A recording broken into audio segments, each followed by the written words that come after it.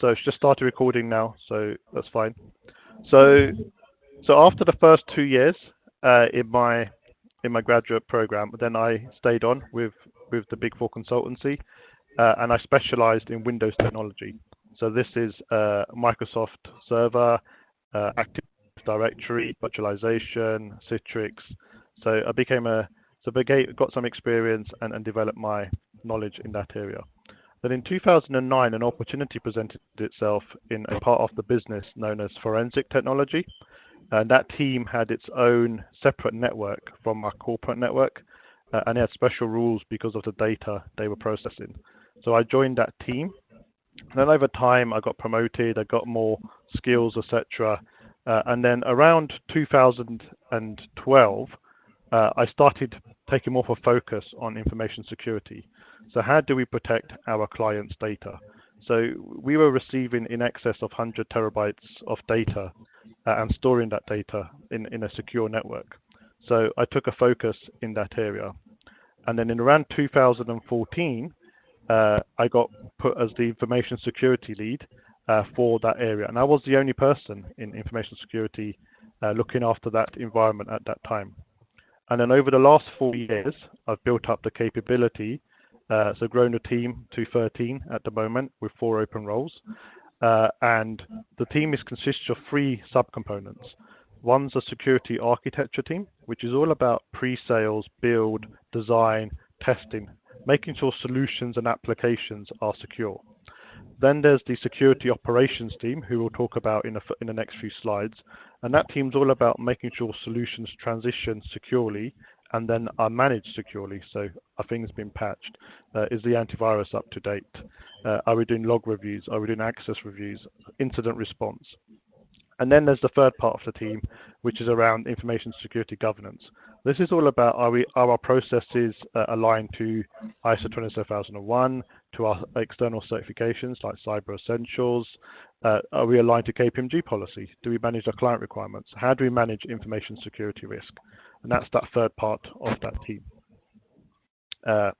So that's a bit of background about me and my role and where I've come from. Any questions from the group?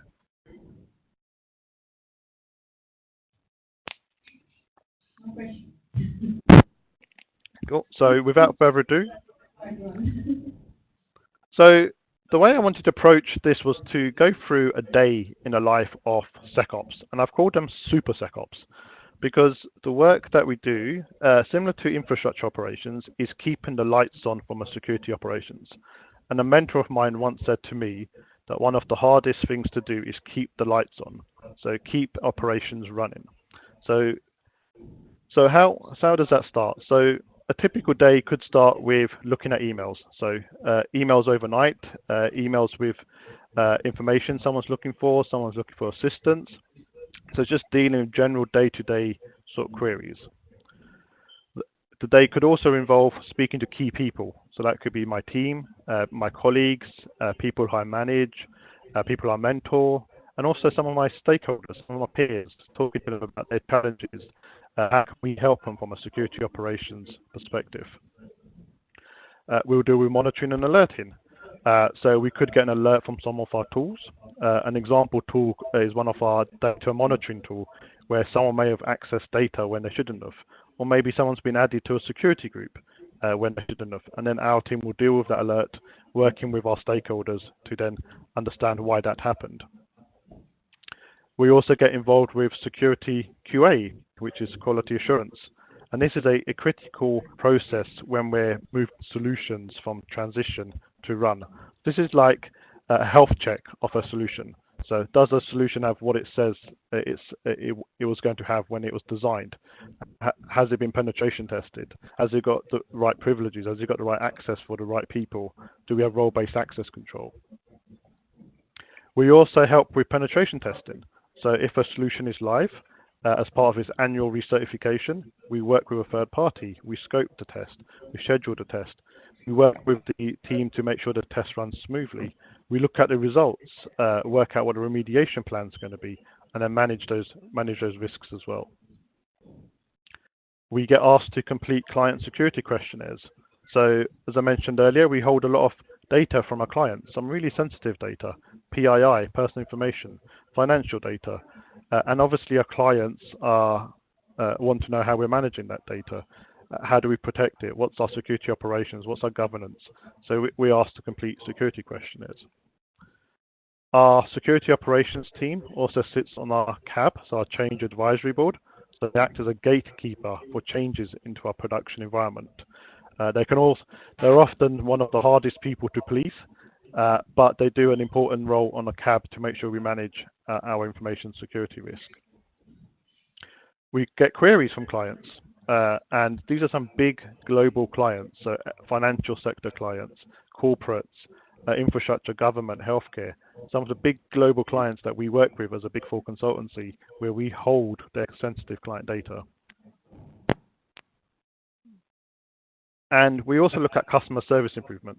So it's all about delivering a service, but then how can we improve that service? Because ultimately we're there for our customer, whether that's an internal customer, for KPMG, or whether that's our external customers.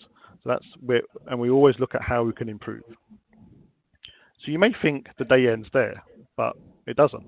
It continues. So we do security project work as well. So we get involved with deployments. We get involved with supporting some of our client projects as an SME, so subject matter experts. We have to provide management information. So how many servers are patched? How many critical patches are missing? What's the status of our antivirus?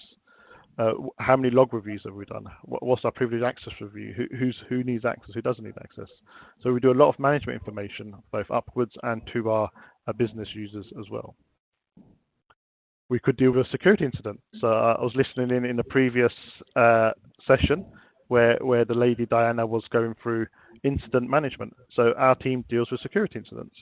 So containment, reaction, then recovery from incidents as well. We perform privileged access reviews, make sure these get done, which is a crucial part of managing our security posture for our clients. So who has access? Do they have the right level of access? Can we revoke their access? The team also do vulnerability management. So they deal with alerts coming through some of our external perimeter scanning and our internal perimeter scanning, and then work with vendors, subscribe to vendor alerts. So do we need to patch? What's our mitigation on that vulnerability? The team also need to keep up to date with industry news. So what's happening in the market? So subscribe to feeds, react to news. There could be a major virus outbreak happening. There could be a major ransomware. Last year we had the WannaCry, we had NotPetya. So the team need to be aware of that how could it impact our environment? We also need to keep up to date from a social media perspective, because there's a lot of good news, a lot of good updates happening in LinkedIn and other social media platforms. And again, keeping your industry profile is important to build that network and keep up to date. And then you sleep, which is obviously an important part of the day. So don't get me wrong, this isn't a 24-hour role. However, what I wanted to express was, as being a security operations person, you're kind of literally doing a lot of things. You're busy, you're productive, and you carry on going. And this is just a sample of what you would do in a security operations perspective. And you may think you have a good night's sleep, but then you may get called by management for an incident or by a client or a customer, and then you have to deal with that as well. So as you can see, a lot of things happen from a security operations perspective. So I want to open up the floor to yourself in terms of that quick run through, in terms of reflections from the group, in terms of your thoughts. So Surab and Clive or Chani, I might need you to get people's inputs. Are there any questions? Yeah, or any part of the role that you do which is related to what Naz has explained. So just for your information, we started this morning by talking about security operations sensor, SOC, and then we moved to threat intelligence, moved to vulnerability management, And as you see now, we were talking about instant response. So some of the things probably resonate to what I said before. We talked about continuously monitoring. We talked about identifying vulnerabilities. We talked about threat intelligence, keeping an eye on what's happening out there. So I think it's very good because we feel like we are aligned, right? So obviously, not the Big Four, has a much bigger probably security operations team. I only have 6 guys, right? But they have to protect multiple clients, and we have to protect my company, and we have the GSOC in Poland, so my guys are working from the other point of view. But please ask questions, because you can have a different, I'm still here, but you won't have me here, so please ask questions. Any other thoughts in the group? I guess no questions then. You're a shy bunch. Very shy. So I just want to pull out 3 key thoughts from my perspective. Diversity. So the teamwork, as you can see, a lot of different things they do, and we work with a lot of different people. People in the business, people who are technical, people who are non-technical, who are clients.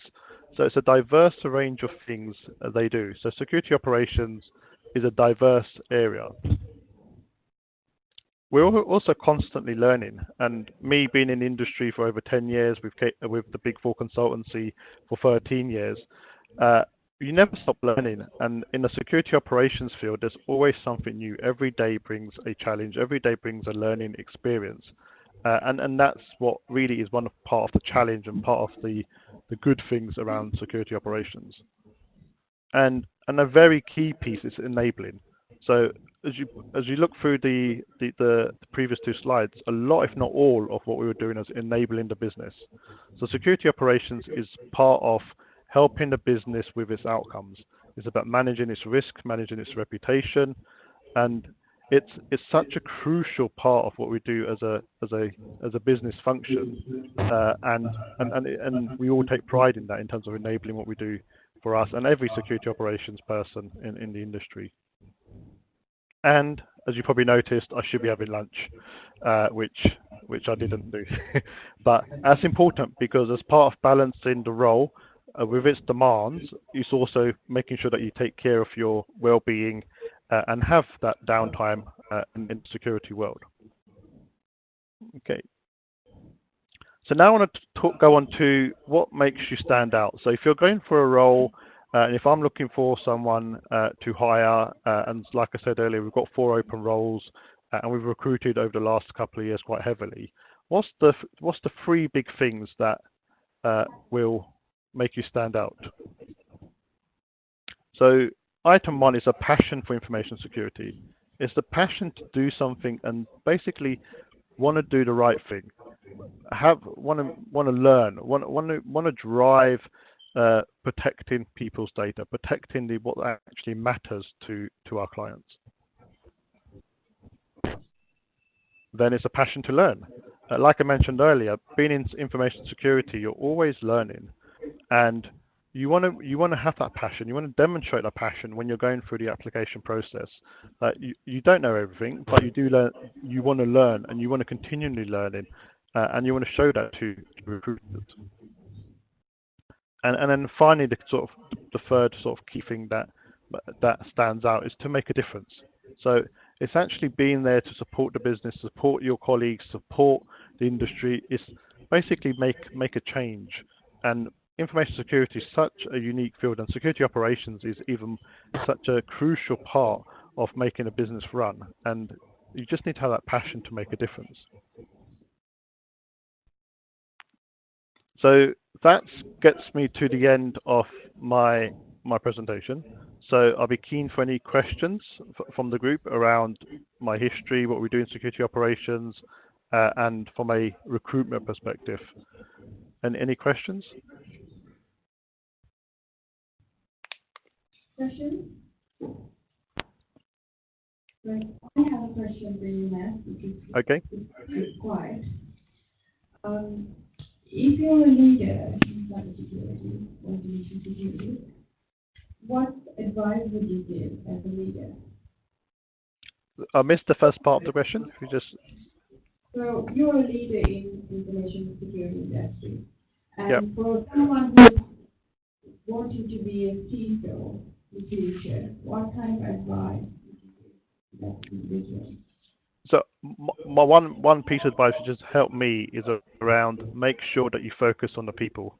So a lot of people when they get into any role, they look at the technical elements, they look at how they work, understand the technology. But to work as a CISO, to work as a leader, you need to understand people. You need to understand the business. You need to understand how things work.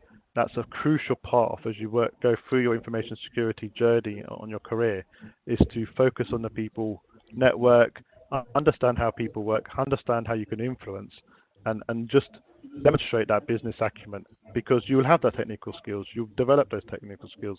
You need to make sure you focus on the people. Thank you. Another question is, security can always be seen as a troublemaker, people who trust things. So when you have to convince the business that there are certain things that you need to spend money on, how would you go about do that? What would be the thought process? So it's linked to the first part, is to articulate the value of what you're doing. So in simple terms. So recently we had to get budget. So this year we had to get some budget to spend on people and on technology. And the way I articulated the value was, this is the risk, simple terms, and this is the value to the business. And generally the value is all about, for myself, is protecting the reputation, protecting the brand, and then demonstrating the consequences of not doing something. So it's basically speaking in simple business terms to articulate the value of that change and that what you're trying to implement. So it's cost benefit, risk assessment, and keep it simple, stupid. Yes. Thank you. Any other questions? Any other questions? Come on, you get chocolate. Yes, of course. Because Maria here from IBM, one of our main speakers, so I'm going to pass it to Maria. So hi, Naz. A question for you. As we move into the era of AI, how does information security and cyber security play as we move forward? So I think there's two parts to this to answer. One is, this is an often discussion that we have with our senior leaders and with our stakeholders. But I'm always of the opinion is, before you even look at AI, you need to get the foundations, get the basics right. Make sure you've got the environment at a level where you've got the right processes, the right technology, and the right people. So let's get the foundations right. Then from an AI perspective, I think it can help so much around user behavior analytics. So what does a user do on a typical day? What does a user do in terms of the traditional working patterns? And then use the technology to then analyze patterns, analyze behaviors, look at trends, and that's where I think AI can help a lot in that sort of space from an information security and cyber security perspective. Does that answer the question? Yes, sorry, I got the mic. Any more questions, Maria? Anyone else? Yeah, I've got a question. Hey. I have a question around when you are hiring for a new position, maybe a junior role, just someone who's starting their career in security, what key attributes and skills you are looking for in a candidate that be successful in application? So if you're coming into the industry, I think problem solving is very important. So having that investigative sort of trend in terms of actually why is something like that way? Why is something that is that solving problems? So having that intuition, being a quick learner. So going back to what I was saying earlier and that passion for learning. So demonstrating that you've been able to pick something up quickly and you want to learn as well. And then I think the other part is that people side. It's basically being a good communicator, being able to talk, being able to articulate both what you think and also drive people's behaviors as well. So those are the sort of three areas. Cool, thank you. Okay, that's the question. Yeah. Hey. My question to you would be, how would you create awareness amongst the businesses, amongst the people who are the doers who will help your team in achieving the security. In order to make sure that security is everyone's job, it's just not your team doing it, but everyone helping you improving the security posture. So how would you create that awareness between themselves? So one thing I didn't talk about in the security ops piece was around awareness, and I could probably do a whole session on awareness, but I think one of the key things is communication. It's actually speaking to the people, understanding what do they do, understanding what's their business processes, and getting to know them in terms of where information security can then help them as part of the journey. Because ultimately it comes to enabling the business. So saying what's the value from information security. Once you articulate that, that's half of your job done. That's actually getting into them, actually showing them the value of information security. So it's communication is the key part of that in terms of response to the question. Thank you. Any other questions?